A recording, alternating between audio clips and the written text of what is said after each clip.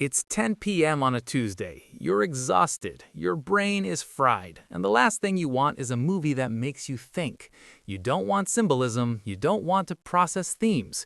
You just want two big dudes punching people while making stupid jokes. The Wrecking Crew is that movie, and honestly, sometimes that's enough. Let me explain. In the next few minutes, I'll tell you what this movie does well, where it falls short, and whether it's worth your 2-hour watch. No beating around the bush, let's get started. Picture this. The opening shot is a long take following an old man through Honolulu. He drops an envelope in a mailbox, crosses the street, gets obliterated by a hit-and-run driver. That's Walter Hale, and his two sons, who haven't spoken in decades, are about to reunite at his funeral. James is a Navy SEAL, serious, married, 2 kids, thinks dad died accidentally. Johnny is a drunk cop in Oklahoma, gets ambushed by Yakuza in his own bathroom, while naked by the way, which becomes a running joke. Realizes dad was murdered. So Johnny flies to Hawaii. The brothers immediately start fighting, not metaphorically, physically, and then they team up to destroy everyone involved in their father's death. That's the setup. No twists, no mystery, just estranged brothers punching their way through Hawaii while occasionally remembering they hate each other. Here's what makes this watchable.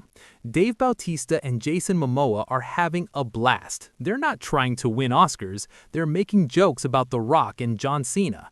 Someone literally says, it's like The Rock had sex with himself and you two popped out.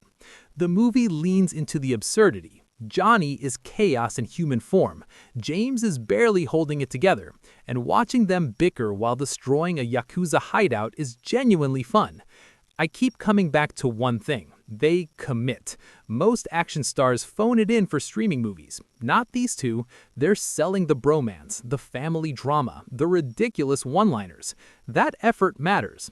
The supporting cast, less impressive. Morena Baccanin shows up and does nothing. Temuera Morrison is wasted. The villain, played by Claes Bang, is boring. But Stephen Root as a detective gets some laughs just by existing. Director Angel Manuel Soto clearly studied Asian action cinema. There's a hallway fight ripped straight from Oldboy. The car chase is unhinged. The gunfights are messy and violent. People die screaming, which feels weirdly honest. One scene stuck with me. Johnny gets cornered by Yakuza while taking a shower. He's unarmed, naked, outnumbered. Does he panic? No, he challenges them to a sword fight. And I don't mean katanas. It's stupid, it's hilarious, it works because Momoa sells it. The action isn't innovative, but it's well shot, well choreographed, and occasionally brutal. Civilians get caught in crossfire, buildings explode, nobody seems concerned about collateral damage. The movie doesn't moralize about it, which is refreshing in a weird way. Now, the issues. The plot stops making sense around the 40-minute mark. The investigation becomes an excuse to move from set piece to set piece. Characters make decisions solely because the script needs them at a specific location. The dialogue is rough. Every emotional beat feels forced. When the brothers finally reconcile, it's supposed to be cathartic. Instead, it's eye-rolling. Family is family, Johnny says, as if we're watching Fast and Furious. And the villain plan? Completely forgettable. Something about money laundering and organized crime. I watched this 3 days ago and I couldn't explain the plot if you paid me. But here's the thing. I don't care. The movie doesn't care. It knows you're here for Momoa and Bautista destroying Hawaii. Everything else is window dressing.